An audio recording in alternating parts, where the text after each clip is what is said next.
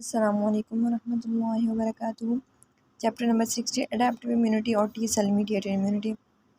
ये चैप्टर इसमें से भी सिलेक्टिव भी करना, जैसे मैंने पहले बताया है इम्यूनिटी का। तो सिलेक्टिव में जो है एक पहला क्वेश्चन तो ये है कि जो है ना जो टी हेल्पर सेल्स हैं उनकी सबसेट्स करनी है। टी हेल्पर 1 जो हमने पढ़ी थी 17 पढ़ी थी, 2 पढ़ी, थोड़ा सा इंट्रोडक्शन पढ़ा था हमने, उधर हमने इन्फ्लामेशन में पढ़ा था। ठीक है, उसमें हमने पढ़ा था कि जो ना टी हेल्पर सेल्स में जो टाइप 1 थी, टी हेल्पर 1 वो क्या प्रोड्यूस कर रही थी, इंटरफेरन गैमा प्रोड्यूस कर रही थी, जबकि जो टी हेल्पर 2 वाली थी ना वो प्रोड्यूस कर रही थी इंटरल्यूकिन 4, 5 और 23। और जो इंटरल्यूकिन वो टी हेल्पर सेल 17 सब टाइप थी, जो वो ना इंटरल्यूकिन 17 प्रोड्यूस कर रही थी। ठीक है, और हमने ये भी देखा था कि जो टी हेल्पर 2 सेल्स है ना ये पैरासिटिक इन्फेक्शन वगैरह में इन्वॉल्व है। इसके बाद जो ना जो टी हेल्पर 1 है वो इंटरसेलुलर माइक्रोब्स वगैरह को किल करते हैं, और जो टी हेल्पर 17 है वो एक्स्ट्रासेलुलर फंगाई और बैक्टीरिया वगैरह माइक्रोब्स को किल करते हैं। ठीक है, इसका इसका जो है ना एक पूरा जो है ना डिफरेंस वाला जो है ना मैं वो स्लाइड्स के अलग से जो है ना मैं शेयर कर दूँगी। ठीक है, अब टी सेल का फंक्शन पता होना चाहिए आगे पढ़ने के लिए, वैसे इंपॉर्टेंट नहीं है, वैसे सिर्फ ना एक जनरल उसके लिए बता रही हूँ। तो उसमें जो ना CD4 पॉजिटिव सेल्स या CD हेल्पर सेल्स उनका क्या काम होता है, उनमें 3 सेल्स आते हैं, इफेक्टर या हेल्पर सेल्स आते हैं, फॉलिकुलर हेल्पर सेल्स आते हैं। ठीक है, और इसके बाद जो है ना रेगुलेटरी जो है ना टी सेल्स आते हैं, और जो है ना इसके बाद जो है ना हेल्पर सेल्स ये हो 3 हो गए। इसके बाद जो CD8 पॉजिटिव होते हैं वो साइटोटॉक्सिक टी सेल्स होते हैं, पता है पर आप सबको। तो टी हेल्पर सेल्स क्या हैं, जैसे इसके नाम से ज़ाहिर है ये ला हेल्प करेंगे, ये जो हमारे इम्यून रिस्पॉन्स है उसको टी हेल्पर सेल जो है ना टी हेल्प इनके नाम से ही ज़ाहिर है कि जो है ना ये वो करते हैं इम्यून रिस्पॉन्स को जो है ना कोऑर्डिनेट करते हैं इन इन्फ्लामेशन। ठीक है, इसके बाद जो है ना फॉलिकुलर सेल्स हैं, बी सेल फॉलिकल में जाते हैं और फिर ना वहाँ पे उसकी बी सेल्स की मैचुरेशन और डिफरेंशिएशन में जो है ना उसका हेल्प करते हैं। इसके बाद जो है ना जो रेगुलेटरी टी सेल्स हैं ये इन्फ्लेमेशन को सप्रेस करते हैं, एंटी इन्फ्लेमेटरी हैं। साइटोटॉक्सिटी लिम्फोसाइट का हमें बताया पड़ा कि ये वायरस इन्फेक्टेड और ट्यूमर सेल्स को जो है ना किल करते हैं डायरेक्टली। ठीक है, अब जो है ना जो ये टी सेल था, टी सेल की टी हेल्पर सेल की जो है ना सबसेट्स मैंने बताया जो है ना इंपॉर्टेंट था, इनके डिफरेंसेस वगैरह। तो टी हेल्पर 1 है, 17 है और 2 है। जो टी हेल्पर 1 है, वन जो है ना ये क्लासिकल पाथवे को एक्टिवेट कराती है, और 2 जो है ना अल्टरनेटिव पाथवे को एक्टिवेट कराती है, और जो 17 है वो इंटरल्यूकिन 17 रिलीज़ कर रही होती है। इसके अलावा जो है ना ये टी हेल्पर 1 है, इसको जो है ना ये इंटरफेरॉन गामा भी प्रोड्यूस करती है, टी1 नेक्रोसिस फैक्टर प्रोड्यूस करती है। इसके बाद जो ये है टी हेल्पर 17 ये इंटरल्यूकिन 17 और 22 प्रोड्यूस करती है, और जो टी हेल्पर 2 है ना इंटरल्यूकिन 4, 13 और 5 ये इंटरल्यूकिन्स प्रोड्यूस करती है। ठीक है, अब वो जो है ना इसके फंक्शन के देख लें तो एक तो टी हेल्पर 1 का था कि मैक्रोफेजेस को एक्टिवेट कराएगी। ठीक है, और दूसरा ये है कि जो उनकी वजह से फेगोसाइटोसिस कराएगी। इसके अलावा ग्रैनुलोमा फॉर्मेशन भी इसी का काम होता है। ठीक है, और इसके अलावा जो है ना ये इंटरसेलुलर माइक्रोब्स वगैरह को किल करने के लिए इंपॉर्टेंट है। ठीक है, फाइगोसाइटोसिस जो इंटरसेलुलर माइक्रोब्स होते हैं उनकी। इसके बाद जो है ना जो इसकी बात करें हम इंटरल्यूकिन 17 की, तो ये जो है ना हमारे अगेंस्ट बैक्टीरियल फंगल इन्फेक्शन हमारी बॉडी को जो है ना डिफेंड कर रही होती है।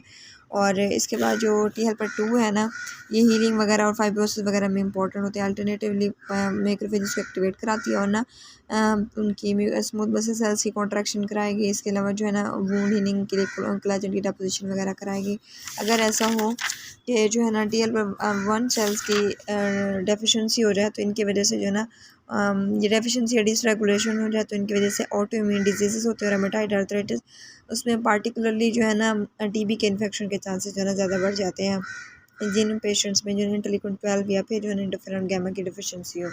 ठीक है, इसके बाद जो है ना इसकी बात करें हम टी हेल्पर 17 की बात करें तो इसमें भी ऑटो इम्यून और इन्फ्लेमेटरी डिजीज़ वगैरह हो जाएंगे अगर इसकी जो है ना डिसरेगुलेशन हुई। टी हेल्पर 2 जो है ना जो कि हेलमिंथिक वर्म्स के अगेंस्ट जो है ना हमारी बॉडी को प्रोटेक्ट कर रही होती है, तो इसकी वजह से जो है एलर्जिक डिजीजेज हो जाएंगे अगर ये डिसरेगुलेटेड हों। T helper 2 cells allergic diseases atopic dermatitis हमने पढ़ा था, इसके allergic asthma eosinophilic GIT disease वगैरह हमने पढ़ी थी। अब ये वाला टॉपिक जो है ना इंपॉर्टेंट है कि साइटोटॉक्सिन लिम्फोसाइट की एक्टिवेशन कैसे होती है और कैसे किल करते हैं। तो इनकी एक्टिवेशन कैसे होती है कि जब वायरस जो है ना इन्फेक्ट करते हैं ना सेल को, तो क्या होता है कि जो है ना वायरस वहाँ से जो है ना इन्फेक्टेड टिश्यू से जो है ना रिलीज़ हो जाते हैं। जब रिलीज़ होते हैं वहाँ से जो है ना उसको वायरल प्रोटीन्स को ले लेता है डेंड्रिटिक सेल। डेंड्रिटिक सेल इसको अपटेक कर लेते हैं। डेंड्रिटिक सेल जो है ना फिर लिम्फेटिक्स के ज़रिए लिम्फ नोड्स में जाते हैं। लिम्फ नोड्स में जाने के बाद ये डेंड्रिटिक सेल जो है ना टी सेल्स को, हेल्पर टी सेल्स को जो है ना प्रेजेंट करते हैं। ठीक है, और हेल्पर टी सेल्स को जब प्रेजेंट करते हैं, टी सेल्स को प्रेजेंट करने के बाद उनके अपने ऊपर कोस्टिमुलेटरी सिग्नल जो है ना एक्सप्रेस होते हैं और वो टी सेल्स एक्टिवेट हो जाते हैं। ठीक है, जब ये टी सेल्स एक्टिवेट हो जाते हैं ना, तो ये टी हेल्पर सेल जो है ना ये रिलीज़ करते हैं इसको, इंटरल्यूकिन 2 को रिलीज़ करते हैं। इंटरल्यूकिन 2 जो है ना ये साइटोटॉक्सिक टी सेल्स को जो है ना वो करता है, उनको एक्टिवेट करा देता है। ठीक है, इंटरल्यूकिन 2 जब वो एक्टिवेट हो जाता है तो वो जो है ना ये साइटोटॉक्सिक टी लिम्फोसाइट ये उधर ही टारगेट टिश्यू पे, इन्फ्लेम टिश्यू पे जो है ना जाता है और ना उसको किल कर देता है। जो वो होता है हमारा वायरस होता है, परफोरेंस रिलीज़ करके और ग्रैंजाइम्स रिलीज़ करते हैं। ग्रैंजाइम्स और ना परफोरेंस क्या करेंगे, उसकी मेम्ब्रेन में जो है ना पोर्स वगैरह बनाएंगे और ग्रैंजाइम जो है ना उसको जो है ना प्रोटीलाइसिस वगैरह उसकी कराएंगे। ठीक है, एक तो जो है ना ये हो गई, और दूसरी बात ये थी कि जो है ना जो हमने इधर से पढ़ा था टी सेल्स का पढ़ा था ना कि टी सेल्स प्रेजेंट करते हैं। इसके अलावा जो है ना कुछ जो वायरल सेल्स हैं वो टी सेल जोन के अलावा बी सेल जोन में भी जाते हैं। जब बी सेल जोन में जाते हैं तो बी सेल का जो फॉलिकल होता है या बी सेल वो होते हैं, बी सेल्स होते हैं, वो उसको अपटेक कर लेते हैं और वो भी जो है ना टी सेल्स को प्रेजेंट करते हैं। और टी सेल्स को जब उसके बाद जो है ना टी सेल्स को प्रेजेंट करते हैं तो वो जो हमने पढ़ा था ना कि फॉलिकुलर सेल्स होते हैं, फॉलिकुलर हेल्पर सेल्स, वो जो है ना बी सेल्स की हेल्प करते हैं। तो वो जो है ना इधर से हेल्प करते हैं जिसकी वजह से बी सेल की डिफ्रेंशिएशन होती है, मैच्योरेशन हो जाती है इसकी, और ना ये एंटीबॉडी जो है ना प्रोड्यूस करना स्टार्ट करते हैं। ये एंटीबॉडीज़ फिर से आती है और जो है ना उसको ये जो हमारा वायरल एंटीजन था उसको जो है ना किल कर देती है। देखिए IgM और IgG लिखा हुआ, ठीक है, उसको किल कर देती है। अब इसमें जो है ना एक बात ये याद रख लें कि जो ना जो इंटरेक्शन होता है ना कोस्टिमुलेटरी सिग्नल जो है B7 और CD28 के दरमियान होता है, CD40 और CD40 के दरमियान, और जो है ना ये सेल्फ पेप्टाइड एंटीजन जो है ना ये होता है फास्ट लिगेंड और फास्ट के दरमियान। तो ये B7 और CD28 का तो ये है कि जो B7 है ना, ये जो B7 प्रोटीन है ना ये उसके ऊपर लगी होती है हमारे डेंड्रिटिक सेल्स के ऊपर। जो CD28 है ना ये उनके ऊपर लगी हुई होती है हमारे जो टी सेल्स हैं। तो इनके दरमियान जो है ना कोस्टिमुलेटरी जो है ना इसकी वजह से कोस्टिमुलेशन होती है। इसके अलावा जो है ना जो टी लिम्फोसाइट है उनके ऊपर जो है ना CD40 लिगेंड लगा हुआ होता है जो कि CD40 प्रोटीन के साथ इंटरेक्ट करता है और इसके ज़रिए कोस्टिमुलेशन होती है। इसके बाद जो है ना एक ये था कि जो है ना एपोप्टोसिस था कि जो है ना उनके ऊपर फास्ट जो है ना लिगेंड लगा होता है, फास्ट लिगेंड लगा हुआ होता है इन साइटोटॉक्सिक टी लिम्फोसाइट के ऊपर। ये हमने उधर पढ़ा था, हमारी इंजरी में शायद पढ़ा था हमने कि ना, हाँ प्रोसेस में हमने पढ़ा था कि जो ना फास्ट लिगेंड इनके ऊपर लगा होता है साइटोटॉक्सिक टी लिम्फोसाइट के ऊपर। जब ये देखते हैं ना कि कोई एंटीजन आ गया ऐसा लाइक कोई वायरल एंटीजन आ गया, तो उसको रिकॉग्नाइज करने के बाद जो है ना ये फास्ट रिसेप्टर पे जाके बाइंड करते हैं जिस सेल के ऊपर लाइक जिस सेल को किल करना हो, एपोप्टोस करना हो, उसके ऊपर जो है ना फास्ट रिसेप्टर्स पड़े होते हैं ना, तो ये अपने फास्ट लिगेंड के ज़रिए उस फास्ट रिसेप्टर पे जाके बाइंड करते हैं, फिर एपोप्टोसिस होना स्टार्ट होती है, हमने पहले पढ़ा हुआ है। ठीक है, इसके बाद जो है ना एक ये चीज़ इंपॉर्टेंट है कि इन विवो टेस्ट कौन से हैं, सेल कॉम्पिटेंस या स्किन टेस्ट भी इनको कहते हैं। तो सेल कॉम्पिटेंस मतलब ये है कि सेल के अंदर इम्यूनिटी कैसी है। ठीक है, तो उनमें दो तरह के टेस्ट हैं, एक प्री एग्जिस्टेंट जो है ना उसकी मेमोरी टी सेल देखने के लिए, और दूसरा ये कि जो ना उसमें अब कितने टी सेल है, अब उसकी इम्यूनिटी कैसी है ये चेक करने के लिए। प्री एग्जिस्टिंग मेमोरी है ये चेक करने के लिए जो हम टेस्ट करते हैं। तो ये स्किन हाइपर सेंसिटिविटी टेस्ट जो हमने उधर पढ़ा था, टाइप 4 हाइपर सेंसिटिविटी में, डिलेड हाइपर सेंसिटिविटी में पढ़ा था, तो वही है कि जो है ना जो जैसे कैंडिडा है या फिर कुछ और इन्फेक्शन है, जब वो एक बार उनका एक्सपोयर हुआ तो उसमें जो है ना इन्फेक्शन की वजह से जो है ना मेमोरी टी सेल्स बनते हैं और वो उन्हें परसिस्ट करते हैं। फिर जब दोबारा जो है ना हम वो एंटीजन डालें उसका दोबारा एक्सपायर होना, तो हमें जो है ना रिएक्शन देखने को मिलता है। ठीक है, तो अब ये है कि जो ना इसमें इन टेस्ट में हम क्या करेंगे, जो कैंडिडा है इन्फेक्शन या फिर टीबी का जो है ना PDD होती है उसकी एंटीजन हम स्किन के अंदर इंजेक्ट करते हैं, जिसकी वजह से अगर मेमोरी टी सेल्स पड़े होंगे लाइक पहले अगर इन्फेक्शन हुआ था तो जो है ना अब भी उसको जो है ना पेशेंट को स्किन इंड्यूरेशन और जो है ना रेडनेस डेवलप हो जाएगी विद इन 2 to 3 days। ठीक है, क्योंकि मेमोरी टी सेल्स जब एंटीजन डालेंगे मेमोरी टी सेल्स एक्टिवेट हो जाएंगे और फिर वो जो है ना इन्फ्लामेशन वगैरह और रेडनेस इंड्यूरेशन वगैरह कॉज करा देंगे। इसके बाद जो है ना जो newly develop hypersensitivity check करने के लिए हम क्या करते हैं, डायनिट्रोक्लोरोबेंजीन होती है नॉर्मल पर्सन में ना, हम उनको जो है ना लगाते हैं और ना 7 फिर पहले एक बार लगाते हैं ताकि जो है ना वो बन जाए टी सेल्स बन जाए, ठीक है। और फिर जो है ना 7 to 14 डेज़ में ना हम फिर से वो लगाते हैं और अगर उस पेशेंट में रिएक्शन हो जाता है उन टी सेल्स की वजह से तो इसका मतलब ये है कि वो इम्यूनो कॉम्पिटेंट है। लेकिन अगर उसमें इन्फेक्शन नहीं होता तो उसका मतलब ये है कि जो है ना उसको जो है ना वो इम्यूनो कॉम्प्रोमाइज़ है। उसके जब हमने पहले इंजेक्ट किया था उसके जो टी सेल्स हैं वो बने तो थे लेकिन अब वो रिस्पॉन्ड नहीं कर रहे, ठीक है, डायनिट्रोक्लोरोबेंजीन को, ठीक है। ये हो गया। अब इसके बाद जो चैप्टर 61 है ये थोड़ा बड़ा है, मैं बाद में करा दूँगी, पहले मैं चैप्टर 62 बता देती हूँ। तो इसमें जो है ना major histocompatibility complex and transplantation. Histocompatibility complex क्या होता है, कॉम्पैटिबिलिटी चेक करता है हमारी वो कॉम्प्लेक्स, ठीक है।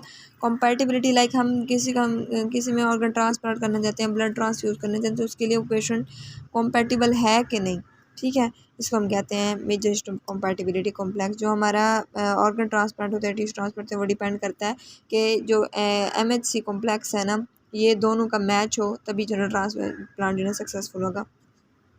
अब इसके जो मेजर हिस्टोकम्पैटिबिलिटी कॉम्प्लेक्स एक्चुअली ये प्रोटीन्स हैं जो कि जिनको HLA जीन जो है ना सिंथेसाइज कर रहे होते हैं, हमारे क्रोमोसोम के ऊपर पड़े हुए होते हैं और जो प्रोटीन्स वो सिंथेसाइज करते हैं उनको कलेक्टिवली हम जो है ना MHC कहते हैं। इनके दरमियान डिफरेंस है जो इम्पोर्टेंट है करने वाला, ये है कि जो है ना जो MHC क्लास 1 है वो CD4 पॉजिटिव टी सेल्स को जो है ना एंटीजन प्रेजेंट करती है। लाइक जो CD4 पॉजिटिव टी सेल्स होते हैं वो MHC क्लास 1 को जब देखते हैं ना तो वो एक्टिव हो जाते हैं।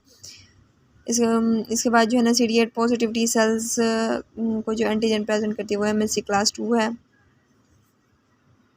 Sorry, CD4 positive T cells वाली MHC क्लास 2 थी और CD8 पॉजिटिव वाली जो है ना ये MHC क्लास 1 है, ठीक है। इसके बाद जो है ना on the surface of all nucleotide cells वो क्लास 1 MHC प्रोटीन होती है। इस वजह से क्लास 1 MHC प्रोटीन जब जो है ना CD8 टी सेल्स को प्रेजेंट करती है तो CD8 positive T cells activate नहीं होते जब तक इंटरल्यूकिन 2 रिलीज ना हो, क्योंकि अगर ऐसा हो कि ना CD8 सिर्फ ही प्रेजेंटेशन से ही CD8 positive T cells active हो जाए तो ये तो सारे ही न्यूक्लियोटाइड सेल्स में MHC प्रोटीन पड़ी है तो फिर वो तो बहुत ज़्यादा डैमेज होना स्टार्ट हो जाएगा ना बॉडी में। इसके बाद जो है ना प्रोफेशनल जो है ना एंटीजन प्रेजेंटिंग सेल्स के ऊपर दोनों प्रेजेंट होती हैं, HLA जीन्स के ज़रिए दोनों कोड होती हैं, इनकी दोनों की कोडोमिनेंट एक्सप्रेशन होती है और मतलब मेल और मैटरनल पैटर्नल दोनों जीन से आएंगे। इसके अलावा जो है ना मल्टीपल एलील्स होते हैं इनके और टू पेप्टाइड्स की जो है ना क्लास 2 बनी हुई होती है और 1 पेप्टाइड की जो है ना क्लास 1 MHC प्रोटीन। इसके बाद डायरेक्ट और इनडायरेक्ट पाथवे ऑफ द हमारे ग्राफ्ट रिजेक्शन, ये जो है ना इम्पोर्टेंट है, इसको समझ लें। जो डायरेक्ट पाथवे होता है ना ग्राफ्ट रिजेक्शन में, इसमें क्या क्या होता है कि जो हमने ऑर्गन ट्रांसप्लांट किया या जो हमने ग्राफ्ट डाला तो उसके जो डोनर सेल्स होते हैं डेंड्रिटिक सेल्स, सॉरी, डोनर के जो डेंड्रिटिक सेल्स होते हैं वो क्या करते हैं वहाँ टिश्यू ग्राफ्ट से निकल के ड्रेनिंग लिम्फ नोड में जाते हैं। जब वहाँ पे जाते हैं तो फिर टी हेल्पर सेल्स के साथ जो है ना इंटरेक्ट करते हैं। टी हेल्पर सेल्स जो है ना देखते हैं कि उनके ऊपर जो लगी हुई है जो MHC लगी हुई है वो जो है ना फॉरेन है, मतलब उसकी सेल्फ MHC नहीं है, ठीक है। तो वो क्या करते हैं वो जो इंटरल्यूकिन 2 रिलीज़ करेंगे और साइटोटॉक्सिक टी सेल्स को जो है एक्टिवेट करेंगे। साइटोटॉक्सिक टी सेल दोबारा ग्राफ्ट में जाकर ना उसको किल कर देंगे, ठीक है। अब जो इंडायरेक्ट पाथवे में जो है ना एंटीबॉडीज़ के थ्रू जो है ना किलिंग होती है। एंटीबॉडीज़ के थ्रू कैसे होती है, जो ये इसमें था कि डोनर के डेंड्रिटिक सेल्स है ना जो कि उसको डेंड्रिटिक सेल जाके उसको प्रेजेंट कर रहे थे। इसमें जो ना जो रेसिपेंट के डेंड्रिटिक सेल्स होते हैं वो डैमेज ग्राफ्ट सेल्स को जो है ना उनकी प्रोटीन्स को उठाएंगे, उनकी प्रोटीन्स को उठा के जो है ना क्या करेंगे लिम्फ नोड में जाएंगे और ना उसको प्रेजेंट करेंगे हमारे टी सेल्स को। तो टी सेल्स हमारे उसको प्रेजेंट करेंगे। टी सेल्स जो है ना टी फॉलिकुलर सेल्स जो है ना में डिफरेंशिएट होंगे। फॉलिकुलर सेल्स क्या है, बी सेल की डिफरेंशिएशन मैचुरेशन में हेल्प करेंगे और जो है ना एंटीबॉडी बनेंगे और एंटीबॉडी जो है ना इसको जाके जो है ना किल वगैरह कर देंगे, ठीक है। अब इसके बाद जो है ना एक और जो है ना कॉमन चीज़ जो इनमें होती है वो होती है इन्फ्लामेशन। इन दोनों टाइप प्रोसेस में वही है कि जो है टी हेल्पर सेल्स एक तो यहाँ पे सीटोटॉक्स टी सेल्स को एक्टिवेट करा देते हैं और यहाँ पे जो है ना बी सेल्स को एक्टिवेट कराते हैं। इसके साथ ही जो है ना ये जो टी हेल्पर सेल्स होते हैं ये साइटोकाइंस रिलीज करते हैं और मैक्रोफेजेस को एक्टिवेट कराते हैं, इन्फ्लामेशन को जो है ना इन्हेंस कराते हैं। और यहाँ पे भी सेम ऐसे ही है कि जो है ना इन्फ्लामेशन को इन्हेंस करेंगे बंदे रिलीज ऑफ मैक्रोफेजेस की एक्टिवेशन वगैरह से। ठीक है, इसके बाद एक और भी टॉपिक है जो इम्पोर्टेंट है इस चैप्टर में, ट्रांसप्लांटेशन। तो ट्रांसप्लांटेशन में ये हमने उधर पहले पढ़ा हुआ है। इसमें देख लें कि फर्स्ट ईयर में पढ़ा था हमने जो ऑटोग्राफ्ट है। ऑटोग्राफ्ट क्या होता है कि जो है ना इंडिविजुअल का अपना टिश्यू उठा के किसी और टिश्यू के साथ हम जो है ना उसको लगा दें, और ये ऑटोग्राफ्ट जो है ना ऑलवेज एक्सेप्टेबल होता है, इसमें कोई रिजेक्शन नहीं होती इसके अगेंस्ट। सिनर्जिस्टिक ग्राफ्ट वो होता है जो आइडेंटिकली ट्विंस के दरमियान होता है। ठीक है, एक ट्विन से टिश्यू लेके हम दूसरे में जो है ना वो लगा देते हैं। और इसके बाद जीनोग्राफ्ट जो है ना बिटवीन डिफरेंट स्पीशीज़ होता है और ये जो है ना एक्सेप्टेबल नहीं होता है, इसमें रिजेक्शन होती ही होती है। इसके बाद एलोग्राफ्ट जो है ना between genetically different members of the same species, same species के दरमियान होता है लेकिन ना डिफरेंट मेंबर्स के दरमियान, जैसे वो हम ब्लड ट्रांसफ्यूजन वगैरह करते हैं या फिर ना। और इसमें जो है ना वो इस पर रिजेक्शन तो लाजमी होती है एलोग्राफ्ट में, अनलेस एंड अनटिल हम इम्यूनो सप्रेसेंट ड्रग दे दें पेशेंट को। ठीक है,